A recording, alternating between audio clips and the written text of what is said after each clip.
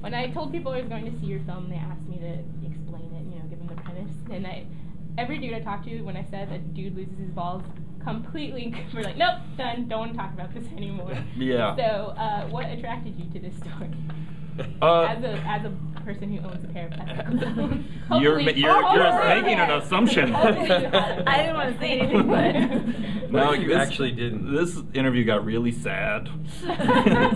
All based on my life. No, I read the book that it's based on, and I think it was for that very reason, was that it's something that could easily it's kind of like when I read it. There are movies that I love, like Harold and Maude, where if you just say what the movie's about, it doesn't sound great, or it sounds weird, or it sounds like it's trying to do something like this kid's in love with an elderly woman. Like, to say that doesn't sound like that fun, but it's like one of the greatest movies ever. So that was to me was a personal challenge of how do you make a good movie that has maybe the worst log line in the history of movies, So, I mean, yes, it's hard to explain the movie to people, but hopefully, you can get people in to see past that and just see that really the whole losing his testicles thing is really just a device to really examine what it means to be a man.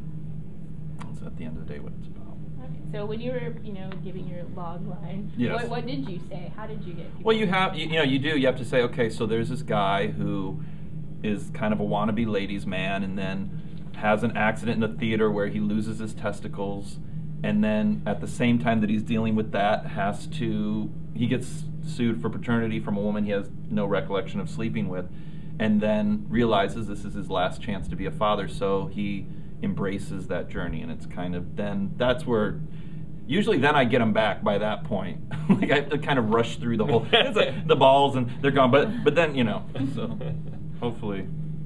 You said that. That sounds hilarious. Yeah, see? What a funny premise. When's the next screening? Wait. And then they all die. No, they don't die in the movie. All right. Okay, Patrick, for you. Yes. So when you were crafting this character in your mind, you said you had 3 people in mind, but you won't name them. No. So what particular attributes were you trying to portray for them?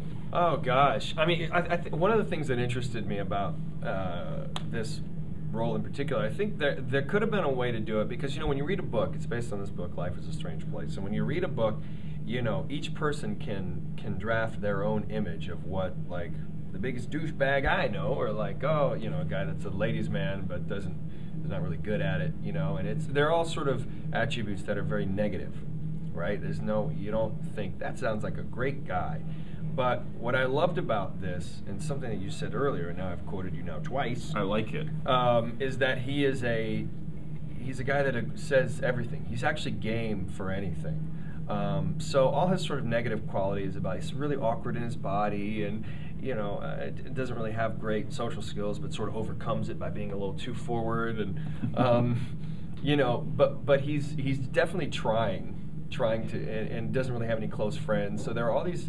What was fun is instead of just making all these outlandish characters around him and having him be your central sort of normal guy, which is a lot of very sort of Machiavellian, I'll be everybody, and so somebody, well, let's see if we can relate to him. I thought we could go a little further and make him equally awkward as everybody else around him. So that's your playground. That is who all these people are. So nobody seems, and it gave everybody the freedom to sort of make those bold choices, because it didn't, when your barometer is this guy, then, it's not, everybody can be kind of funky and weird. And we were able to go that far because the story at the end of the day has such tremendous heart, and their journey of this really disturbing love story about them coming together, 2 people that would have never, and very awkward, and but you really pull for these characters. So, because you're given a great set of circumstances and a great